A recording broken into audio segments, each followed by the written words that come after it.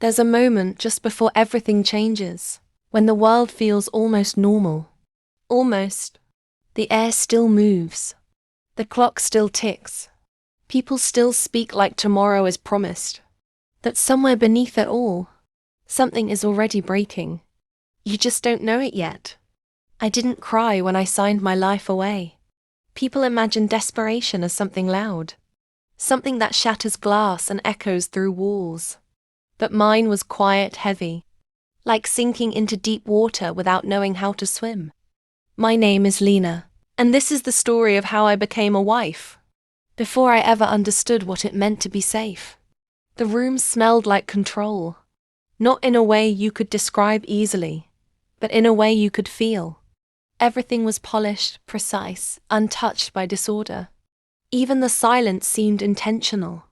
And in the middle of it all sat Ryan, calm, still, watching. He didn't look like a man who needed to raise his voice. The kind of authority he carried didn't ask for attention. It demanded it. "Your father owes a lot," he said, his tone even, almost detached. "And debts like his don't disappear." I kept my eyes on my hands, folded tightly in my lap. "I know." "Good," he replied. "That saves us time." Time, as if this was just another meeting, another transaction. But to me, it was everything. "There is a way to settle it," he continued, sliding a document across the table toward me. "Clean. Permanent. I didn't touch it. Not yet." "What kind of way?" I asked.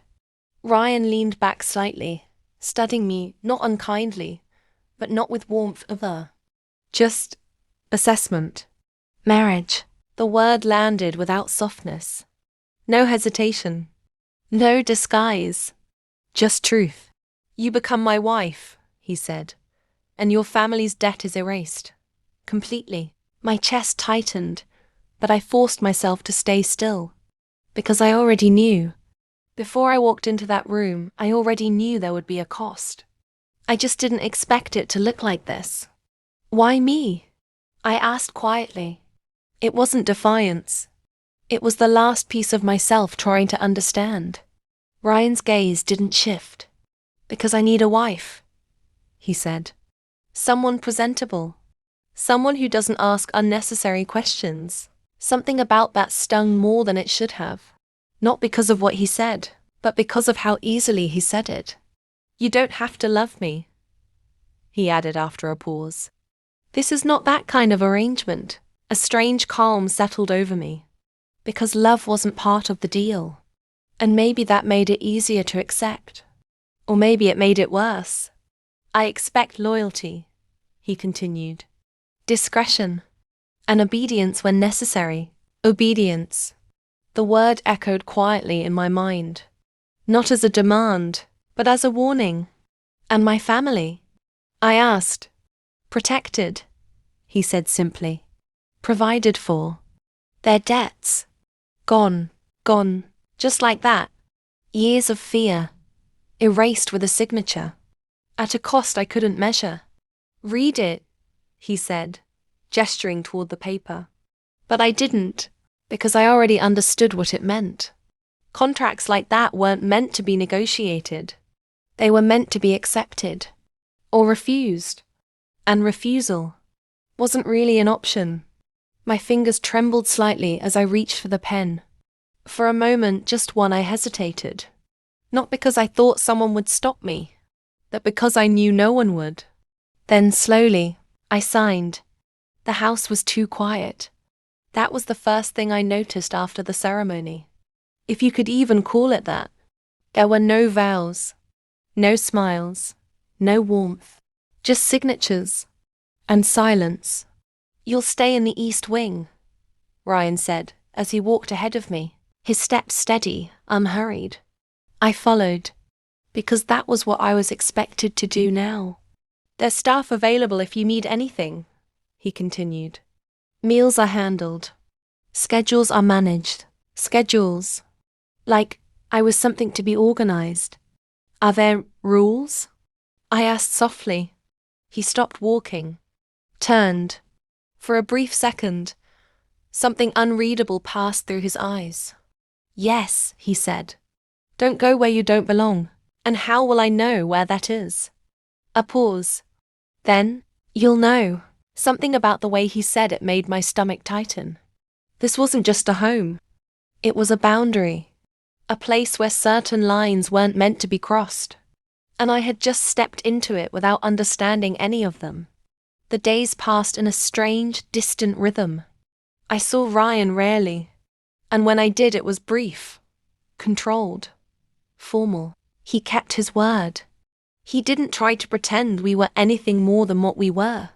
Two people tied together by necessity. Nothing else. But the nights were different. Because silence, when it stretches too long, begins to speak. It was late when I heard the voices. Low, sharp, not the kind meant to be overheard.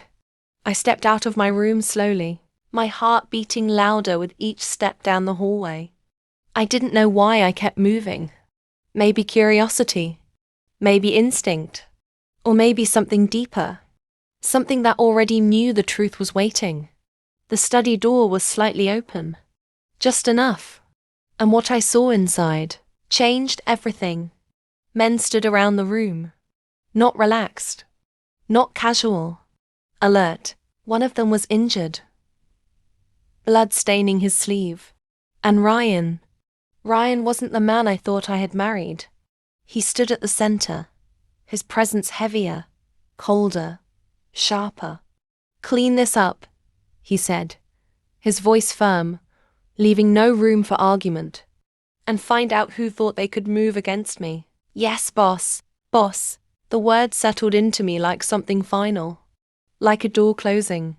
Because in that moment I understood. This wasn't just about money. Or marriage. Or debt. This was something darker. Something structured in power. And enforced in silence. I took a small step back. Too late. Ryan turned. His eyes found mine instantly. There was no confusion in his expression. No surprise. Just awareness. The room seemed to still around us. And suddenly, I knew. I wasn't supposed to see this. I wasn't supposed to understand. But now I did. He walked toward me slowly, each step measured. Not rushed. Not hesitant. Certain. When he reached me, he didn't raise his voice. Didn't show anger, which somehow made it worse. You shouldn't be here, he said quietly. I couldn't respond. Couldn't even think clearly. All I could feel was the weight of what I had just stepped into. Go back to your room, Lena. A simple instruction. But beneath it, a warning. And something else. Something unspoken. Something that said this moment mattered more than I realized. I turned and walked away without another word. Because for the first time since signing that contract, I was afraid. That night I didn't sleep. Because one truth kept repeating in my mind. I hadn't just married a man. I had married into something dangerous. And now, there was no way out. Morning came, but it didn't feel like a new beginning. It felt like a continuation of something I didn't fully understand. I avoided him. Not intentionally.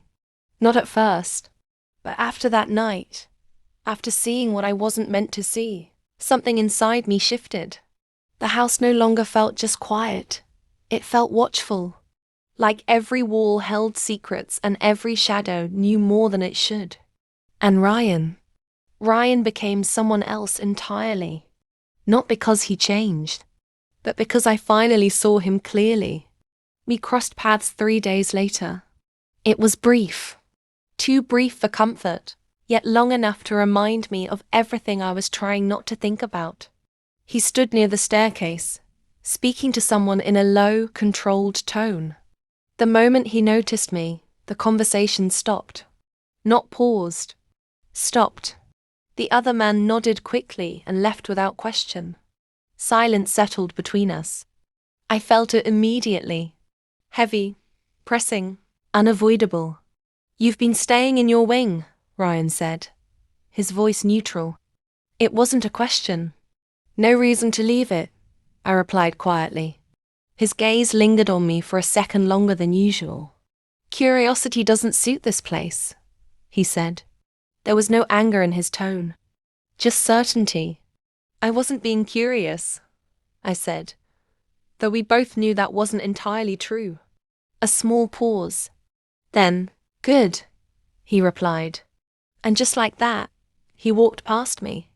Conversation over. Control re-established. But something about that exchange stayed with me. Because beneath the calm, there had been something else. Something restrained. That afternoon I met Mason. He didn't introduce himself. He didn't need to. People like him carried their purpose in the way they stood, the way they watched everything without seeming to look at anything. You shouldn't wander alone, he said as I stepped into the garden. I turned slightly, startled. I wasn't aware I needed permission. You don't, he replied. But it's safer if someone knows where you are. Safer, another word that didn't mean what it should. From what? I asked. Mason didn't hesitate. From things you don't see coming. There was no threat in his tone. Just truth. And that somehow made it worse. I looked around the garden, perfectly maintained, quiet, untouched. It didn't look dangerous. But neither had the study. Neither had Ryan. I'm not planning to go anywhere, I said. Mason gave a small nod as if that was the correct answer. Good. He didn't smile. Didn't soften. Just turned and walked away, leaving behind the kind of silence that felt intentional. Everything here was intentional. Every word. Every step. Every pause. That night, the house didn't feel as quiet.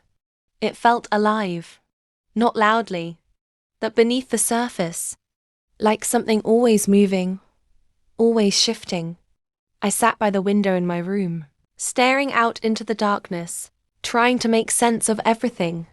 The contract, the house, the men, Ryan, especially Ryan, because he wasn't cruel. That would have been easier to understand. Cruelty has edges. It gives you something to push against. But Ryan was controlled, measured, and that made him unpredictable in a way that felt far more dangerous. A soft knock broke my thoughts. I turned surprised. No one had come to my room before. Come in, I said, my voice quieter than I intended. The door opened, and there he was, Ryan. For a moment, neither of us spoke. He stepped inside, closing the door behind him with quiet precision. I wanted to make something clear, he said. Straight to the point. Always. I stood slowly, unsure of what this was. A conversation? A warning? Or something else entirely? That night, he continued, his gaze steady on mine. What you saw is not something you involve yourself in. I wasn't trying to. I know. The interruption was calm, but firm. You don't ask about it, he said. You don't repeat it, and you don't go looking for more. Each word landed with quiet weight. Not harsh, but absolute. I nodded slightly. I understand. Another pause. Longer this time. As if he was deciding something. Then, if anything ever happens, he said, his voice lowering just slightly, you stay where you are. You don't interfere. Something about that phrasing caught my attention. If anything happens. His gaze didn't shift. It won't, he said. But it didn't sound like reassurance. It sounded like preparation. I didn't expect this, I admitted before I could stop myself. The words slipped out, quiet but real. Ryan didn't react immediately. Expect what? He asked. This, I said, gesturing slightly, not just to the room, but to everything. The silence. The distance. He studied me for a moment, long enough to make me wonder if I had said too much. This was never meant to be anything else, he replied. There it was again. Clarity. Cold and simple. And what is it meant to be? I asked. His answer came without hesitation. An arrangement. The words settled between us. Heavy, final, but for some reason, it didn't feel complete. Because there was something in his eyes that didn't match it. Something unspoken. Something restrained. You should get used to it, he added. And just like that, the moment shifted again. Back to distance. Back to control. Back to what this was supposed to be. He turned to leave. But just before he reached the door, he stopped. Not fully turning back. Just enough. There are people who would use you to get to me, he said. My breath caught slightly. And I won't allow that. It wasn't said gently. But it wasn't harsh either. It was something else. Something protective. Without warmth. Stay where it's safe, Lena. Then he left. I stood there for a long time after the door closed. Because something about that moment didn't make sense. This wasn't love. He had made that clear. It wasn't even kindness. And yet, there was protection in his words. Real protection. The kind that didn't need to be explained. And that confused me more than anything else. That night, as I lay awake, one thought stayed with me. I had entered this marriage believing I understood the terms. Believing I knew the limits. But I was starting to realize something unsettling. This wasn't just about what I had agreed to. It was about everything I didn't, and somewhere between silence and control, something had begun to change. Not around me, but within it. The house never truly slept. Even when the lights were dimmed and the corridors emptied, there was movement beneath the surface. Soft footsteps, low moans, the faintest click of metal on wood. It wasn't frightening, at first at least. Not the way a scream or a shout is frightening. It was something subtler, colder, reminding you that every corner belonged to someone. Or something else. I had learned quickly which parts of the house were mine. My wing, my room, the small garden behind the east side. Everything else was territory. And territory, I was beginning to understand, was never given freely. Ryan moved through the house like a shadow made flesh. He didn't announce himself. He didn't pause unnecessarily. And yet, his presence was always felt, like gravity bending to his will. Every man in this house knew that. Every man acted accordingly. And so did I, whether I wanted to or not. It was during one of those nights, while the wind rattled the old windows and made the house seem larger than it was, that I first noticed Mason lingering near the hallway outside my wing. I had been walking quietly, trying to make sense of a noise that had drawn my attention, a muffled argument between two men somewhere deep in the house. Mason didn't speak immediately. He just watched, still and alert. You shouldn't be wandering, he said finally, low and measured. You see too much. I looked at him, wondering if he meant the argument I had almost witnessed or if he meant something else entirely. I said nothing. He didn't push further. Instead, he tilted his head once, as if weighing the weight of my answer, and then he disappeared back into the shadows. The next morning, Ryan appeared in the hallway without warning. There was no sound. I only noticed him when he was close enough to pass me. His presence made the air denser, heavier, and even though he didn't speak, I felt the implied questions in his gaze. Did you wander? Did you see something you shouldn't have? I lowered my eyes, pretending to adjust the hem of my sleeve. No, I whispered. The corner of his mouth twitched, perhaps the closest I had seen him to expression in weeks. It wasn't a smile, not even close, but it was acknowledgement, and in a strange way, it scared me more than the men downstairs ever could. That night, after dinner, the same silence returned. I could hear whispers from the main hall, not voices meant for me, yet impossible to ignore. Something was happening, and I had no way to understand it. And then I realized. That was the point. The house, the men, Ryan himself, they existed on different planes. Some of it I could see. Some I couldn't, the rest I would only learn if I overstepped. But curiosity, I learned, is a dangerous thing when you live in a world where everything is calculated.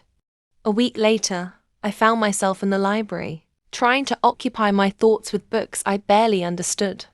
Ryan entered quietly, as he always did. He didn't look at me. He only moved to the window and stared outside for several long moments. "I need you to understand something," he said finally, without turning. "This house is not yours. Your safety here is conditional. And yet, you are not merely a guest.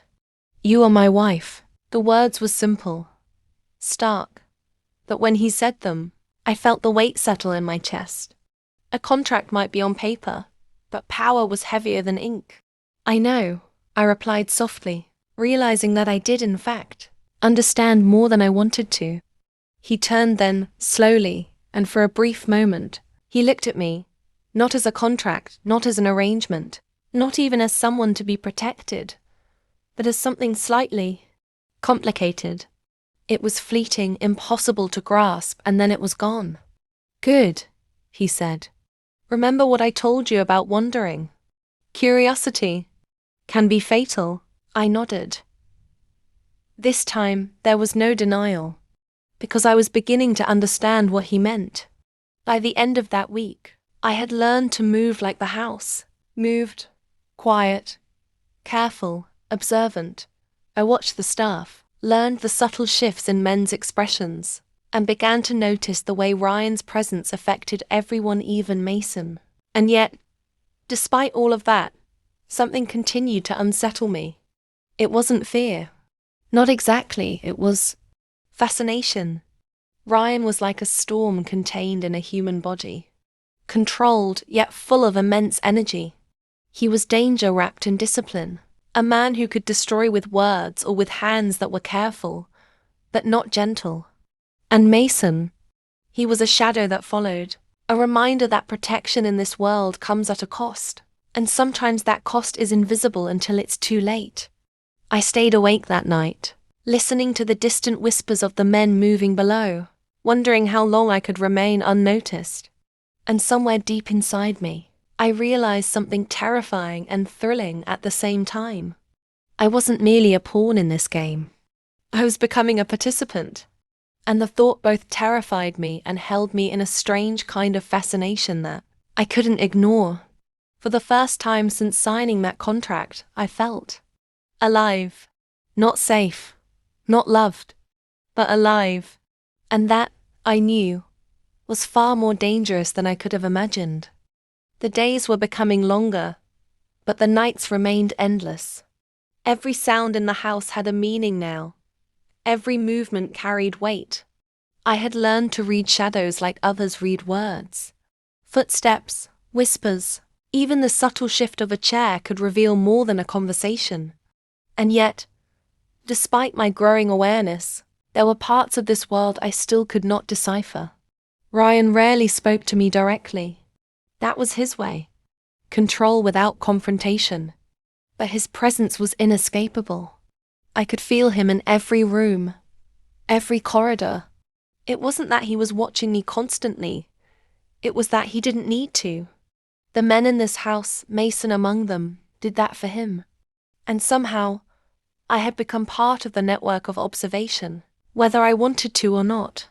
It was Mason who finally broke the quiet tension between us. One evening I had been walking near the garden, lost in thought, when I sensed him before I saw him. He was leaning against the stone wall, arms crossed, eyes alert. "You move like someone who expects danger at every corner," he said softly. Not accusing, just stating a fact. I kept walking, ignoring the words. "I've learned to recognize it," he followed, a few steps behind. "Do you understand what you're doing here?" I stopped, turned to look at him. "I survive. That's what I do."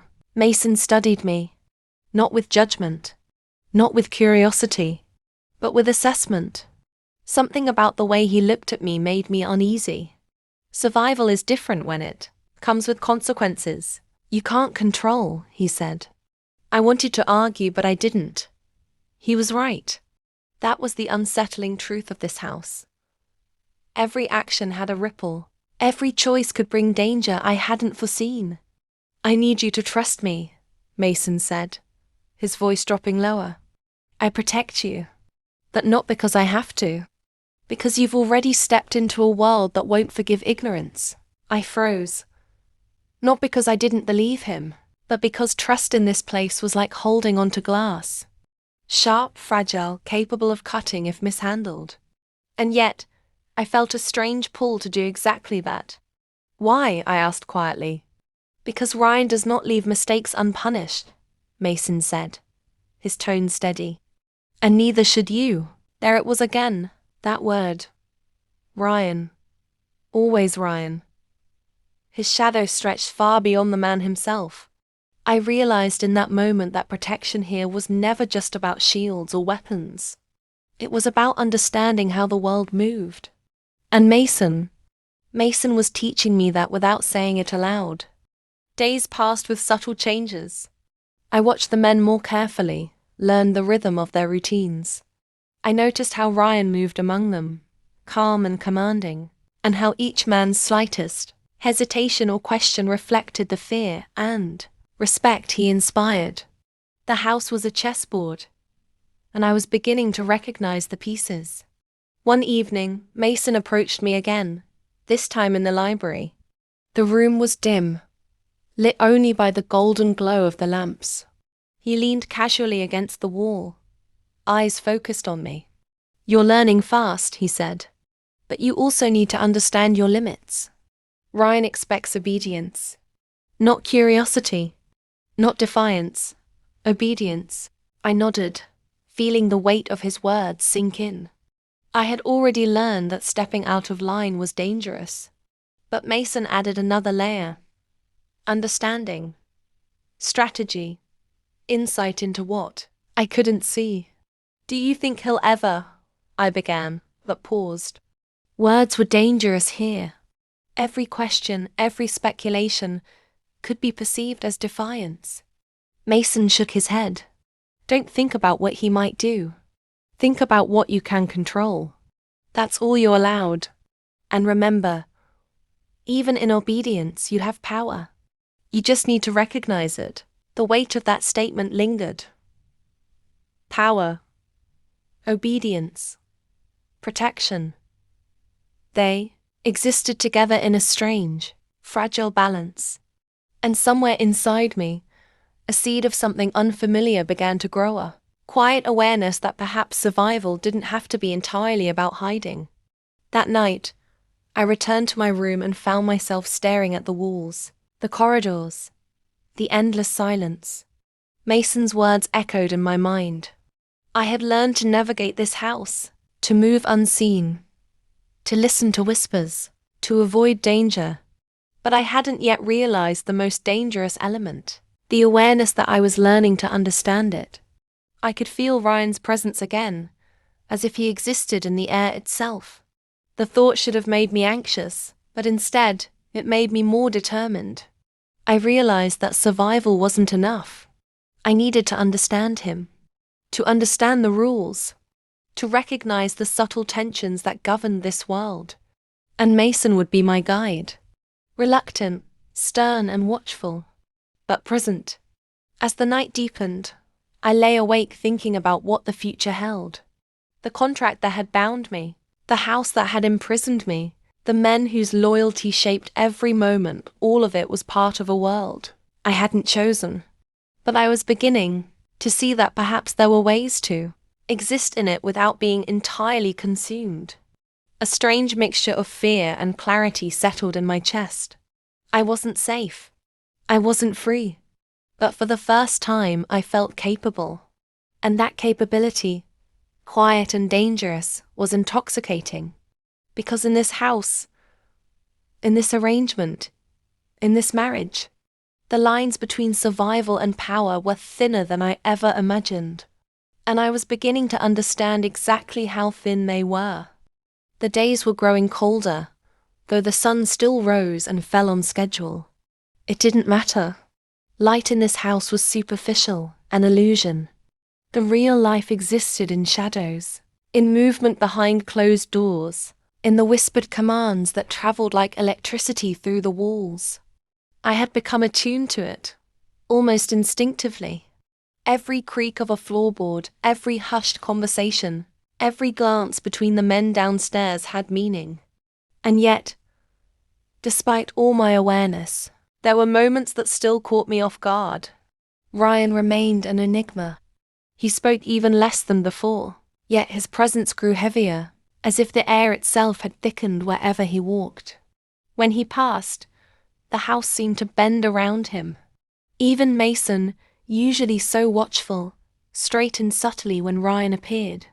It was impossible to ignore him, even when he was silent, and I found myself noticing more than I wanted his posture, the way his gaze lingered on the men, the way he surveyed the space as if he owned not only the house, but every heartbeat within it. One evening, as I wandered quietly through the west wing, I caught sight of Ryan in the study. The door was ajar. He didn't notice me at first. He was speaking to one of the men below his command, low and precise, every word measured. But then he paused, and his gaze swept the room, and it landed on me. Not with anger, not with indifference, with an awareness that made my pulse quicken in ways I hadn't expected. "You shouldn't be here," he said quietly, but with a subtle edge. "I'm not causing trouble," I replied softly. "You see too much," he said. "You understand things too quickly." I swallowed hard, aware of the truth in his words. I did understand, and that frightened me as much as it fascinated me. Because in this world, understanding was power, and power, even when unintended, attracted attention. That night, Mason found me in the garden again. He didn't speak immediately. He didn't have to. The air between us carried all the tension of the house, all the silent rules, all the unspoken consequences. Finally, he broke the stillness. "You're moving differently," he said. "Not cautious, calculated. You're learning." "I have to," I whispered. He nodded once. "Good. But remember, learning can be dangerous, especially when Ryan notices." I realized then that the world I had been thrust into wasn't just about obedience or survival. It was about comprehension, understanding the silent currents that dictated every decision, every movement. It wasn't enough to follow orders. I had to anticipate, to read, to sense danger before it spoke aloud. The days blurred into nights, and with every passing hour, I found myself increasingly aware of Ryan not just as the man who had forced this marriage upon me, but as the central figure in a network I was beginning to see clearly. He commanded loyalty without raising his voice, instilled fear without cruelty, and protected territory with a meticulous precision that was terrifying and mesmerizing at once. I started noticing the small things. How he moved in the shadows, how he listened more than he spoke, how his silence carried authority. Mason helped me interpret it. He taught me which gestures mattered, which expressions were cues, which words could be ignored. And in that instruction, I felt the stirrings of a strange dependence, trust that was neither naive nor complete, but necessary for my survival. One night, after hearing a commotion downstairs, I quietly followed Mason into the hall. The men had captured someone attempting to infiltrate the estate. Ryan's presence dominated the room, calm and unyielding. The intruder didn't stand a chance. The command in Ryan's voice was absolute, final. And yet, for a fleeting moment he looked at me. Not with softness, not with affection, but with recognition. As if he understood that I had seen too much, and that I had survived it. That moment lingered in my mind long after the intruder had been dealt with. Because in this house, recognition was rarer than protection, rarer than loyalty, rarer than life itself. And I had felt it, fleeting and subtle, and it unsettled me more than any danger had. As I lay awake later, listening to the house settle into the kind of silence that feels alive, I realized something. I was no longer just surviving. I was participating, observing, understanding, anticipating. With that realization came a dangerous awareness. I could no longer remain a passive part of this world. But understanding, I knew, came with a cost. Ryan's protection, Mason's guidance, the delicate balance of this household, they were not gifts. They were agreements, contracts written in shadows and silence. One misstep, one moment of curiosity that overreached, and the consequences would be swift. Yet, as terrifying as it was, a flicker of something else stirred inside me. A flicker of confidence. Not power in the way Ryan wielded it. Not control over others. But awareness, knowledge, the ability to navigate the currents of this dangerous world without being swept away entirely. And for the first time since signing that contract, I felt something like hope. Not naive hope, not reckless hope, but the kind that comes from understanding your environment, knowing the rules and quietly preparing to survive within them. A flicker in the dark, and I held on to it tightly, because I knew in a house like this, even a flicker could illuminate paths you never expected. The days that followed were quieter, but the tension in the house never fully lifted. Shadows still moved with purpose, whispers still traveled like currents beneath the walls, and Ryan's presence remained constant, inescapable, unyielding. Yet, within that structure of control, I felt something shift. Not in the house, not even in him, but in myself. I had learned the rhythm of this world. I had learned its language.